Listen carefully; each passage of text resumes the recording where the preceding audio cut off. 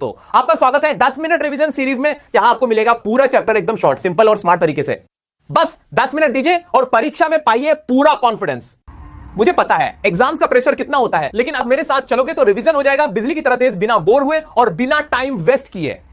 तो चलिए शुरू करते हैं आज का चैप्टर का। सबसे पहले समझते हैं इसका मेन आइडिया। दोस्त न करे दुश्मन ने वो काम किया है, एक अमरीकी सोल्जर को जीवन दान दिया है। नेक्स्ट चैप्टर हमारा दी एनिमी, यानी नाम से ही पता चल रहा है दुश्मन। दुश्मन से रिलेटेड ये पूरी कहानी क्या है इसके अंदर मोटा मोटा आइए देखते हैं। Doctor Sadao is a Japanese doctor, lives with his wife Hana. एक जापानी डॉक्टर है जिनका नाम है डॉक्टर सदाओ, अपनी बीवी हाना। बड़ी प्यारी इनकी लव मैरिज थी, ये आपस में शादी कर लेते हैं और बड़े बड़े सुकून से अपना जीवन यापन कर रहे हैं। ड्यूरिंग वर्ल्ड वॉर 2 के दौरान met an injured American soldier. इन्हें एक इंजर्ड अमेरिकी सोल्जर मिलता है जिसके गोली लगी होती है और वो बेहोश हुआ होता है। आ जाते हैं, ब्रॉट हिम होम, वो इसे घर ले आते हैं। सर्वेंट्स लेफ्ट हिम अलोन, और जो नौकर होते हैं वो भी डर के चले जाते हैं, क्योंकि वर्ल्ड वॉर 2 के अंदर अमेरिका और जापान की खतरनाक लड़ाई थी। क्या बताना पड़ेगा, 12th क्लास में आप लोग, आपको पता होगा, आपने पढ़ा होगा कि वर्ल्ड वॉर 2 के अंदर जो जापान के ऊपर अमेरिका ने क्या गिराए थे, याद है ना, एटम बम गिराए थे। तो इनकी खतरनाक जंग चल रही थी और उसी जंग के अंदर, उसी युद्ध के दौरान इनको एक दुश्मन सैनिक मिलता है और इसे घर ले आते हैं। इस बात से खफा होकर डरने की वजह से इनके जो नौकर होते हैं वो भी इनको साथ अकेला छोड़ के चले जाते हैं। Soldier's health improved, doctor Sadao decided to kill him. भाई सोल्जर की जो हेल्थ होती है वो ऑपरेशन करते हैं, वो ठीक होने लगता है और उसके बाद वो बिल्कुल इंप्रूव होकर फिर वो जाने लगता है। लेकिन इनको लगता है कि नहीं, इसको मार देने में भलाई, वरना हमारे नुकसान हो जाएगा। तो डॉक्टर सदाओ ना क्या उसको मारने का प्लान करते हैं। He arranged assassins, changed his mind later. वो ना किसी से बात करके, जनरल से बात करके, कुछ जो शार्प शूटर्स होते हैं उनको बुलाते हैं, जो पैसे देके काम करते हैं उनको बुलाते हैं, बट बाद में अपना दिमाग बदल लेते हैं, चेंज कर लेते हैं अपना माइंड और उसको भगवा देते हैं। किसको? जो कि सोल्जर होता है। Help him escape, realize human life was valuable. और उन्हें तब एहसास होता है कि जो इंसानी जिंदगी है वो सबसे ऊपर है। इंसान पहले इंसान है, बाद में वो जापानी है, बाद में वो अमेरिकी है, बाद में वो भारतीय है। सबसे पहले तुम, मैं, हम इंसान हैं, उसके बाद धर्म, जाति, देश आता है। लेकिन लोगों का कुछ का अपना मानना हो सकता है। मैं सिर्फ चैप्टर की बात कर रहा हूं भाई, मैं सिर्फ चैप्टर की बात कर रहा हूं आप लोगों से।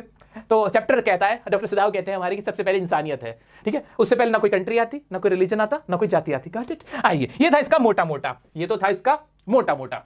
अब देखते हैं इसका छोटा छोटा, इसके अंदर क्या है। The Enemy is a tale by Paul Seidenstricker Buck about a Japanese doctor named Sadao. ये एक टेल है, ये कहानी है किसकी? डॉक्टर सदाओ की। He traveled to America to study and met a fellow Japanese student named Hana.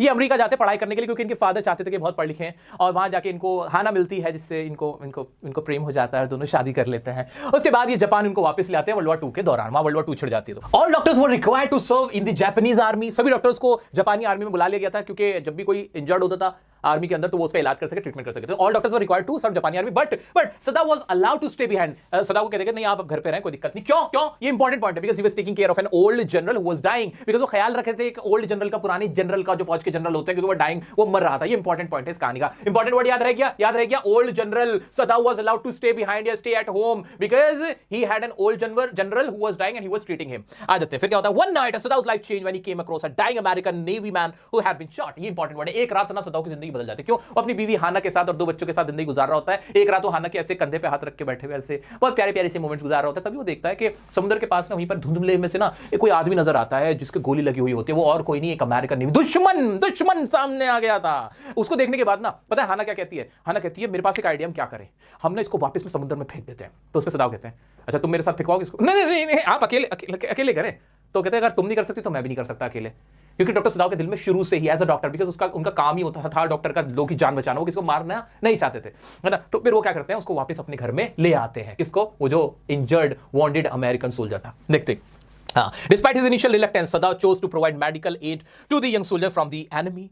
शुरुआत में रिलेक्टेंट होते हैं, इंपॉर्टेंट वर्ड है reluctant. Doctor Sadao was reluctant initially. शुरुआत में इनिशियली क्या थे? वो रिलेक्टेंट थे। He was reluctant. बार-बार बोलो, याद हो जाएगा। सदाओ क्या करते हैं, उनको मेडिकल एड देते हैं, उसको घर पे ले आते हैं। Sadao knew it was risky to help the enemy, but he still look the soldier into his home to protect him from danger. उन्हें पता था कि इट वाज रिस्की, कि बहुत रिस्की है, इट वाज रिस्की के सोल्जर को लेके आना, इससे ना उनकी खुद की जान के वांदे हो जाएंगे कि एनिमी की आप मदद करो। लेकिन वो उसको घर पे ले आते हैं। Unfortunately Sadao decision to help the enemy caused his servants to abandon him, leaving him alone to deal with the consequences of his choice। बहुत पूरा एक साथ इसलिए पढ़ दिया क्योंकि बहुत आसान सी लैंग्वेज है।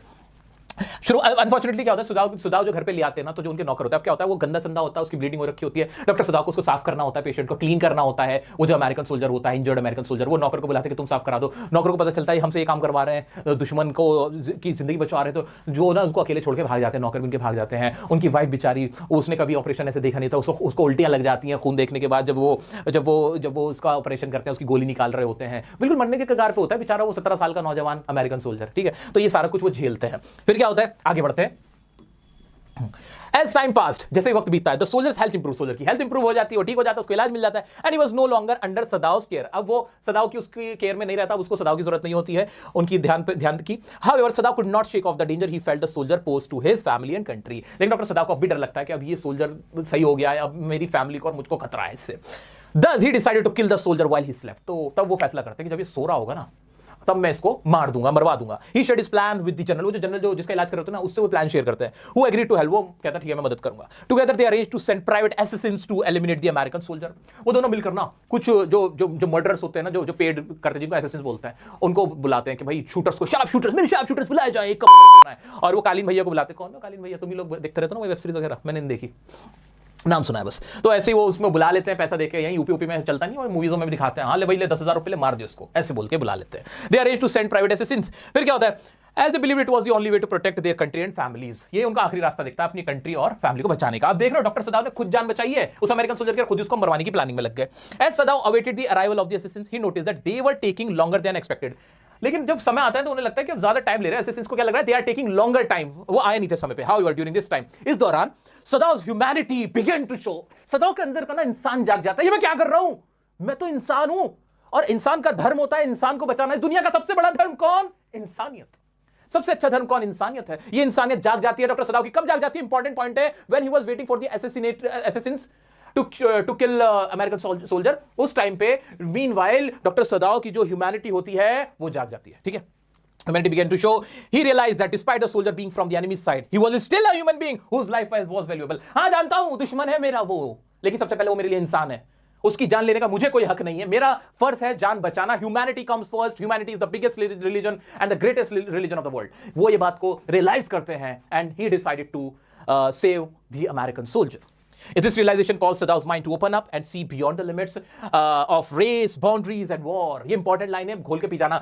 इस रियलाइजेशन से डॉक्टर सदाव को समझ में आता है, क्या समझ में आता है, कि सब कुछ रेस, नस्ल, वॉर, बाउंड्रीज, जो सीमाएं हैं, ये सबसे ऊपर उठ के क्या है, इंसानियत है, ह्यूमैनिटी है। और इसी वजह से वो उसकी जान बचाने का फैसला करते हैं। He ultimately concluded that the American soldier was not his enemy solely because he came from a different country।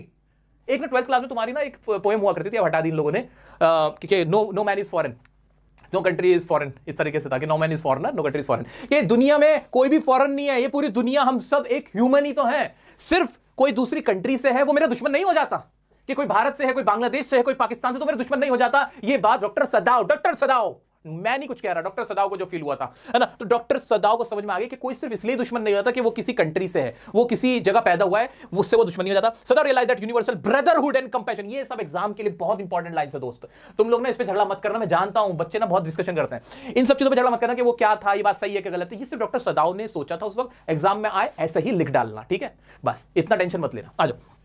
Sadav realized that the universal brotherhood and compassion for all people were more important than the prejudices and biases that had previously guided his action। Important है वैसे, सच्चाई तो यही है भाई, कोई कहीं पैदा होने से बुरा आदमी नहीं होता, किसी जात में पैदा होने से, रेस, कलर, कंट्री से फर्क नहीं पड़ता। आप एक अच्छे इंसान हो, आपका कैरेक्टर अच्छा है, आपसे अच्छा इस दुनिया में कोई नहीं है, दैट्स इट।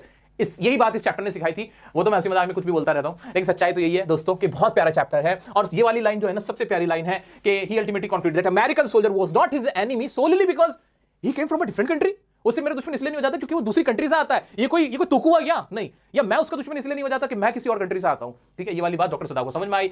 सदाव रियलाइज कि यूनिवर्सल ब्रदरहुड सबसे इंपॉर्टेंट है। As a result he chose to do the right thing by helping the American soldier escape and ultimately saving his life. और उसको एस्केप करने में मदद करी और उसकी लाइफ बचा ली, ठीक है। तो ये टोटल कहानी थी। 2-3 जो लास्ट के पैराग्राफ थे ये ज्यादा इंपॉर्टेंट थे। यूनिवर्सल ब्रदरहुड और रेस, वॉर, बाउंड्रीज मैटर नहीं करते हैं, ह्यूमैनिटी कम्स फर्स्ट, ये वाली चीजें चैप्टर में ज्यादा इंपॉर्टेंट है जो तुम्हारे एग्जाम में पूछी जाएंगे। अब करना क्या है, आराम से लिखो, नोट डाउन करो। और सही बात बताऊं, वैसे तो चैप्टर से अलग है, थोड़ी सी बात है 2 मिनट की।